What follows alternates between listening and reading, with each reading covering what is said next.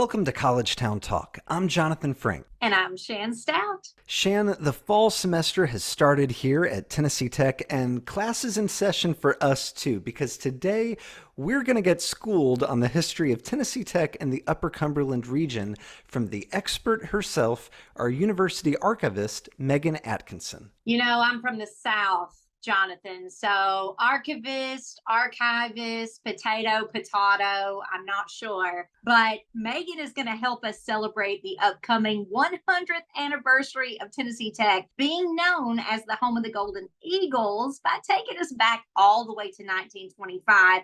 And I'm interested to know how that nickname first came about, and she's going to tell us. Now, she's also going to give us a history lesson on concerts held here at Tennessee Tech, including a scheduled Elvis Presley concert that wasn't to be. And then we're going to be talking with Tennessee Tech basketball legend, former FBI agent, and the proud dad of a very famous sportscaster, Steve Taylor. Many of our listeners may know Steve and his wife Suzette's daughter, Maria Taylor, from her work with NBC Sports, including hosting Football Night in America.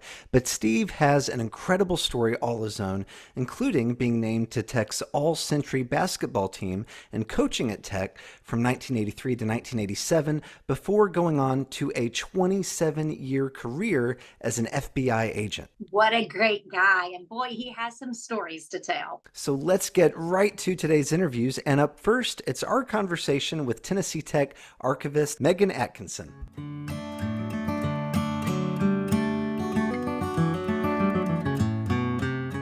Now, listeners, if you went on a Tennessee Tech-themed episode of Who Wants to Be a Millionaire, you definitely want our next guest to be your phone-a-friend lifeline. Megan Atkinson's official title is University Archivist, but really, she is Tennessee Tech's storyteller. She's also a record keeper, historian, and basically an encyclopedia all rolled into one. Now, Megan came to Tennessee Tech in 2015 after an already established career, and that included roles as archivist for Everglades National Park, and listen to this, Hawaii Volcanoes National Park, just to name a few. As university archivist, she collects, she studies, and preserves not only the history of Tennessee Tech, but also the whole Upper Cumberland region.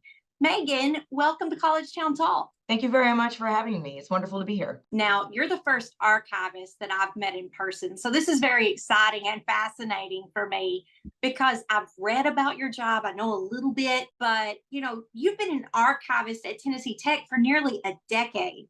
So at this point, you've not only studied Tech's history, you've experienced some of it yourself, but you attended college in Pennsylvania. And like I said in the introduction, you've worked in places as far away as Hawaii.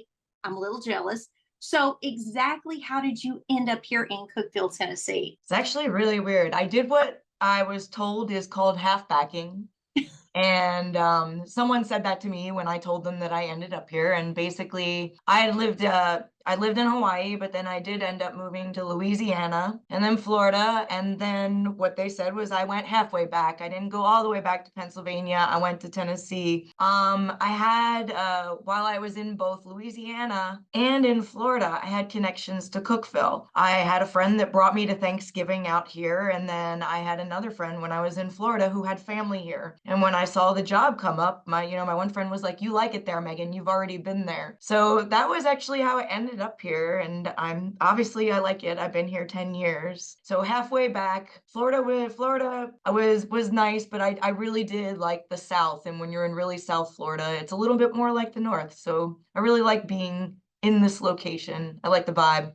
Well, Megan, I love to hear that because a lot of the people that wind up moving here, it's because they visited first. And so you're definitely not the exception to this rule. You are proving the point that once you visit Cookeville, it's a really great place to live. And it is that nice Southern atmosphere that people are looking for on the long term. So I appreciate you sharing your story. Yeah, thank you. Megan, I want to pick up on something else Shan said in her introduction, which is that as Tech's archivist, you are not only the key holder of Tennessee Tech's history, but also in many ways the history of our entire region. So we've got to ask, what is a piece of Cookeville history that is most interesting to you, or that might surprise even some of our listeners who are native to this area? This one was a hard one for me. It's actually funny. I know so many tech lore things, but I didn't know as much of. I was trying to think of Cookeville lore that people didn't know. A big one, popular one, is the Braswell brothers hanging, which attracted so many people. New York Times articles, which was two brothers that were hung for a killing. One of my, and this is good. I feel like when I thought about this too, I was like, I'm kind of morbid because of the things that I did like. Because one of the stories that attracted me the most when I got here, and it's one of those things I give out to students so they can read it, but it was the story of Myrtle Barnes, who Dr. Sam Barnes, who's still a community member here, it was his grandmother, and she kind of a cold blood killing. Her husband was cheating on her with a woman. She was in Buffalo Valley. The woman was on Double Springs, and she got on the shopping train, which basically we would have a train that would go to Nashville, and people could go to Nashville, get the shopping done, and come back home. And the woman that her husband was cheating on her with was on this train, and she got on it. She shot her dead. She got off that train, and when they did that whole trial, they had the trial, and they decided to use like kind of an insanity defense, and she got off. But this woman, if you talk to Dr. Barnes, I mean, she knew how to handle a gun. This is a woman who sounds like she had a pretty good command of her own life. She went on to be very active in politics, as well as Prohibition, the Republican Party at the time. And it always to me is a wild story that she really did I'd hate to say, she seemed to kind of know what she was doing there a little bit. So kind of some of those stories you learn about, or some of those little myths in the area, always tend to kind of have those, as horrible as it is, kind of murder elements, which is bad. But most of the ones I can think of that are notorious all seem to have that attached to them. Well, that element of mystery, dun dun dun, sounds like a historical thriller in your future. How do you feel about being an author as well? That sounds like that would be a fun thing for you. I actually there's a couple that I've always really wanted to look into, and someday I would love to indulge myself in those details, because there is something to be said about some of those characters that we do hold up in Tennessee history that do have kind of that nefarious thing about them. We have like Billy Dean Anderson over in Jamestown, who was wanted by the FBI. We have our Myrtle Barnes. We talk about the Braswell brothers. We talk about Champ Ferguson. And all of these people have this kind of idea that they weren't always the best people, but we kind of that kind of a little bit of that rebel attitude, and we kind of embrace that a bit here. And I would love to look into that deeper, but right now I'm honestly concentrating on mostly tech history, because I've been really trying to put together almost an encyclopedia, kind of a living work on tech history, so we don't have to keep writing a book every 30, 50 years. And if we can get that going on an internet, it'll be more of a living platform. So that's been my focus right now. Well, we appreciate what you're doing to keep that history alive, because if someone does not protect it, it does get lost over time. Now, Megan, you always stay busy, but you and your team are extra busy this school year because the university is celebrating a milestone anniversary, which is 100 years of being the Golden Eagles. Take us back to 1925. How did that name first come about? So it's interesting the way the names come about, because there's always a level in everything you do in university history that has a little bit of myth that you can't quite confirm, and then a little bit of what we actually just call the university shared governance, because a lot of our decisions are made when committees and things like that get together and make decisions and all take votes. And that's the Golden Eagle, and that's actually also how we even got our school colors. So if you think about the school colors, a lot of times you'll read and they'll say that we got the school colors from goldenrod and ironweed, but what really ends up happening is we have a school color committee. Students didn't want black and gold because it was Vanderbilt's. They picked purple and gold, and that's how we end up with it.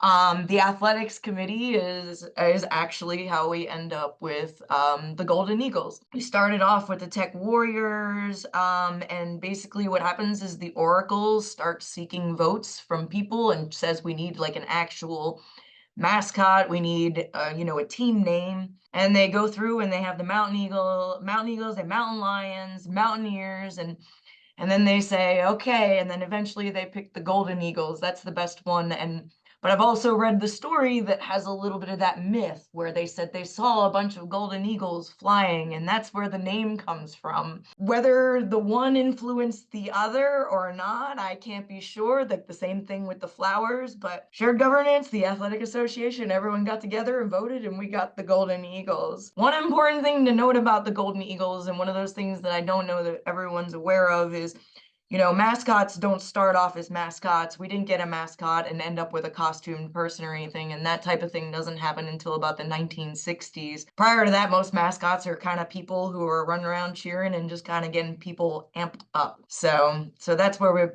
we first don't get our mascot until a little bit later than when we decide on our team name. Well, Megan, I love hearing that story because we just celebrated the 100th anniversary of the Oracle, the student newspaper.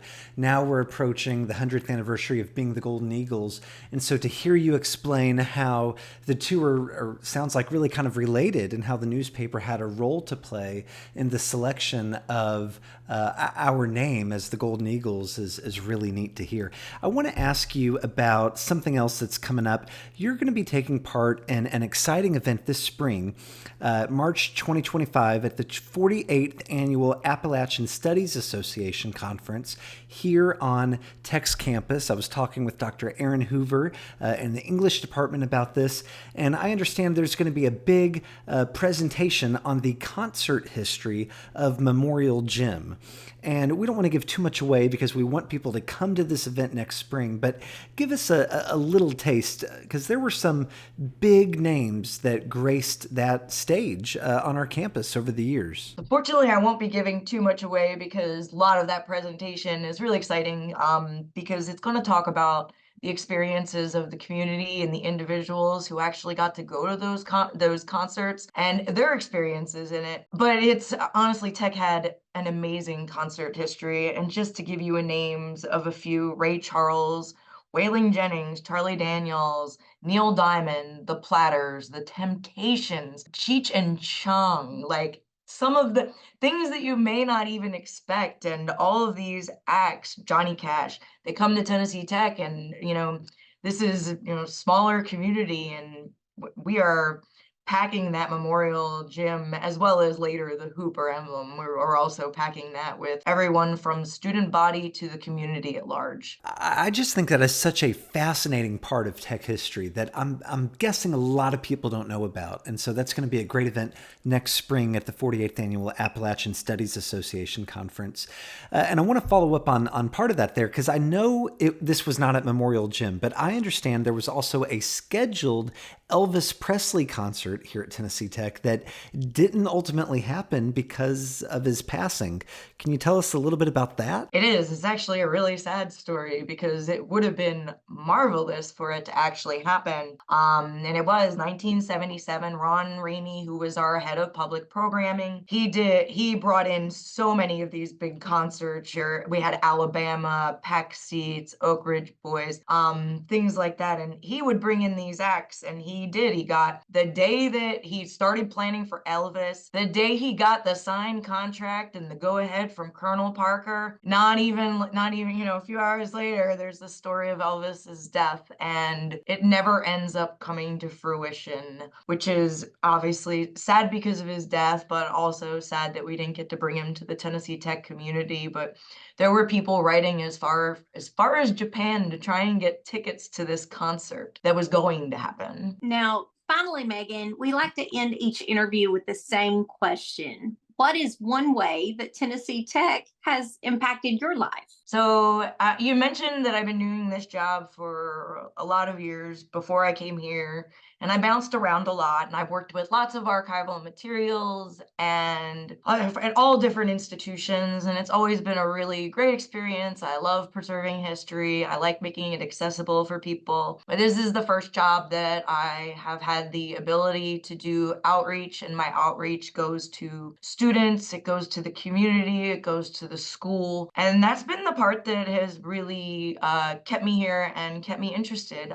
Everyone here is really interested in the history, and they're very appreciative that it exists and appreciative of the position. And it's great to share these materials with people and work with individual groups, organizations, and students to make sure that they know about them and understand them and have access to them. Well, Megan, we appreciate what you do, and we want to thank you for being our guest today on College Town Talk. Thank you very much for having me. It's been great talking to you, both of you. And for our listeners, learn more about the Tennessee Tech Archives at tntech.edu/library/archives.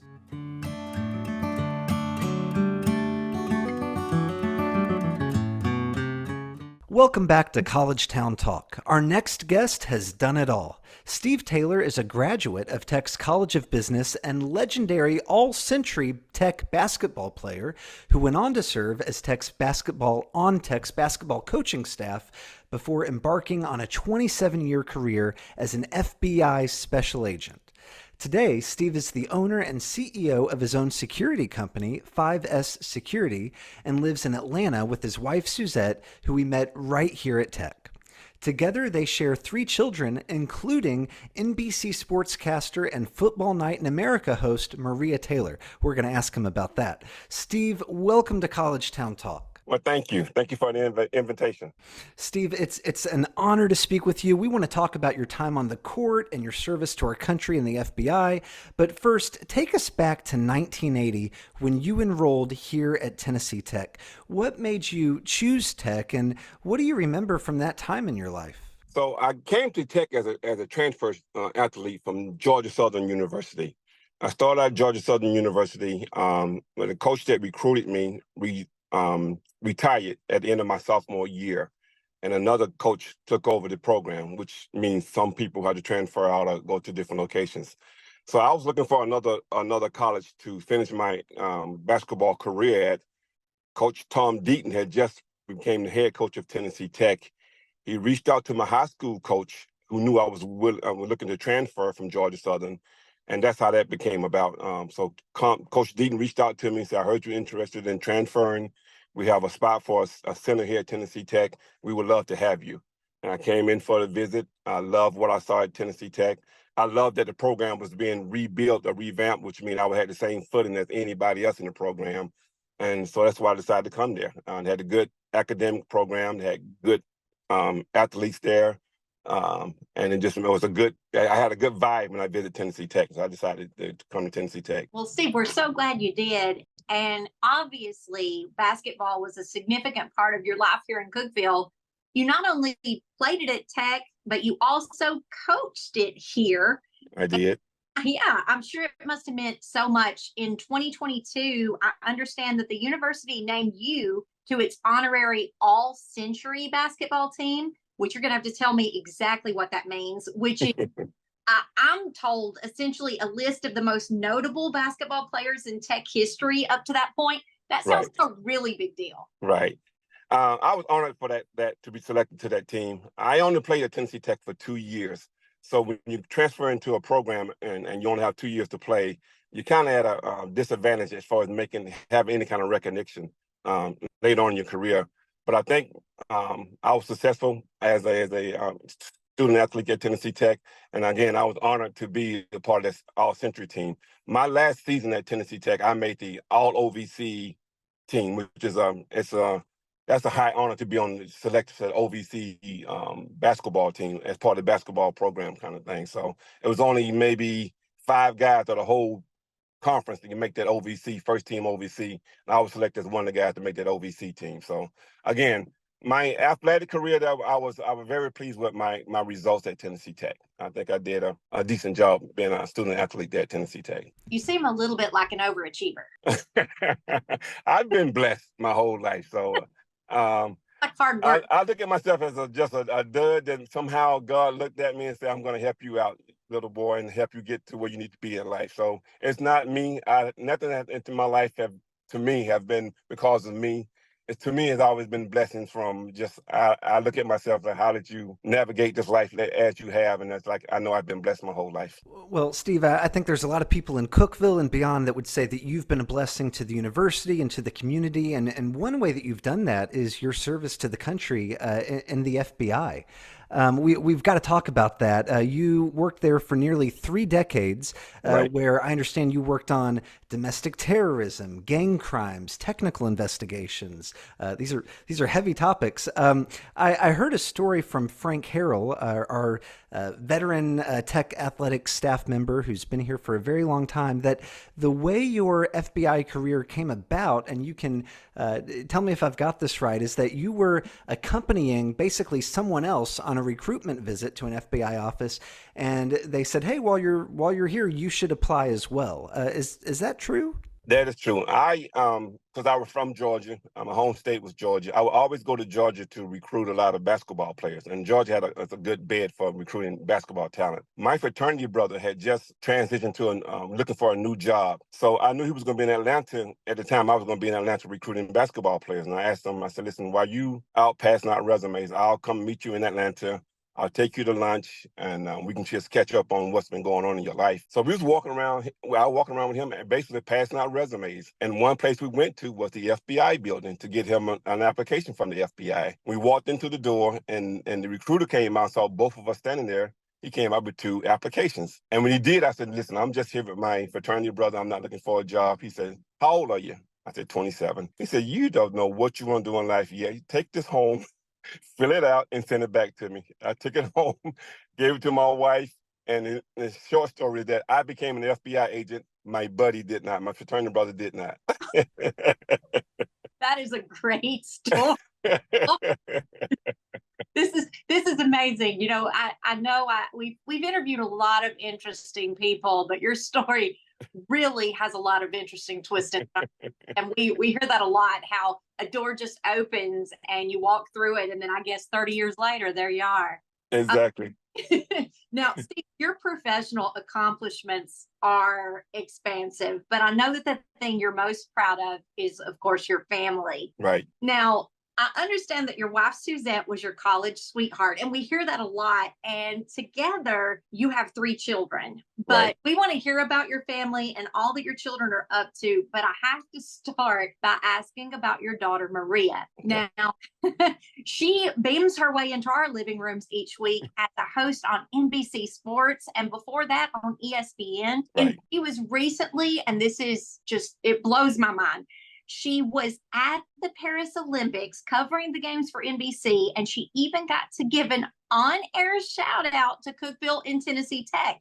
Now, Yes. as her father, what has that been like for you to witness her success? You know, it's been a great experience. Maria was also a great athlete. She was a good athlete. She went to University of Georgia on a volleyball scholarship, but she actually also played volleyball and basketball at University of Georgia. And when when her athletic career was over with, Georgia was just starting up like a sports network there on campus, and they selected Maria to be their sportscaster there on campus.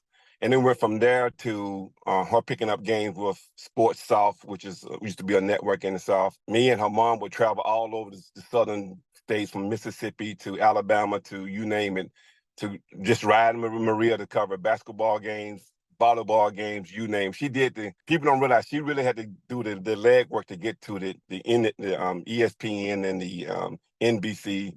Years and years of just in the car with me and her mom, just traveling from game site to game site.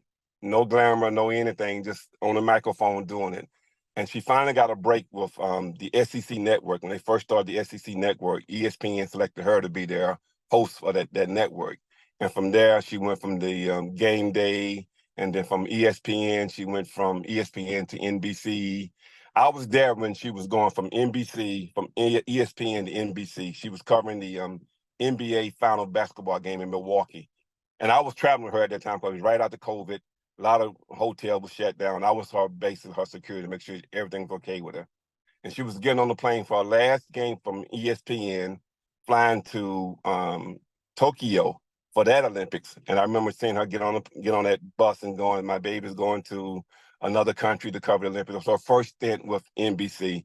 and now she did the Paris Olympics with NBC. So it's been a roller coaster ride, it's been a joyous ride. We are very proud of her.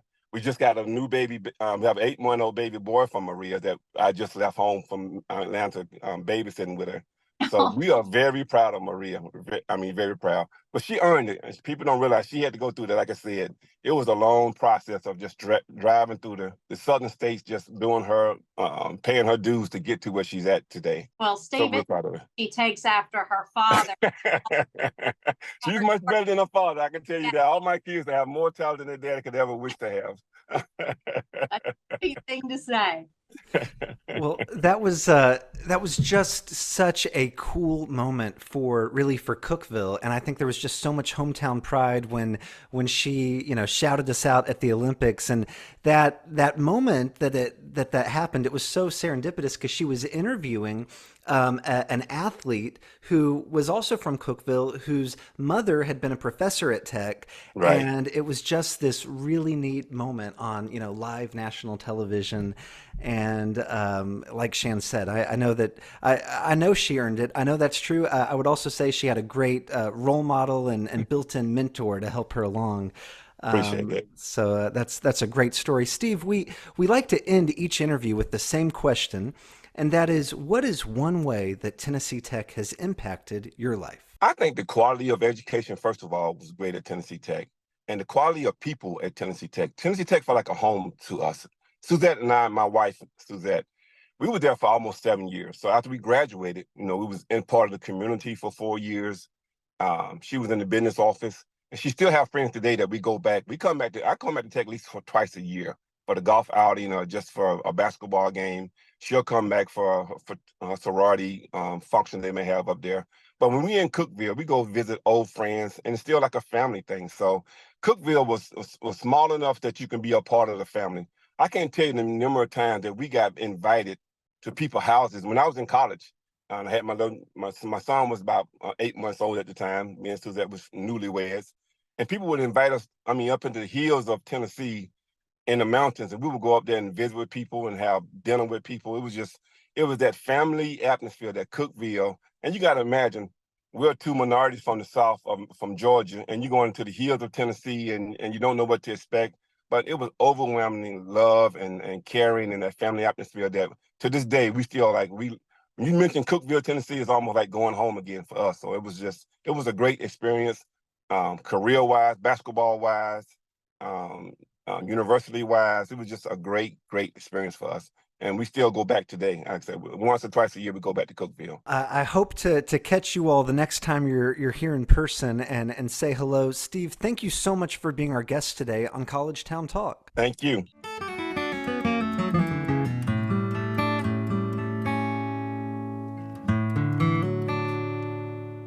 We want to thank Megan Atkinson and Steve Taylor for being our guests today on College Town Talk. We absolutely do. And thanks to all of you for listening. Don't miss a moment of our new season, and be sure to hit that subscribe button to get alerts for each new episode. And while you're doing that, be sure to leave a review and share this podcast with your friends. We'll meet you back here again next week for more conversations with the people who make Cookeville Tennessee's college town.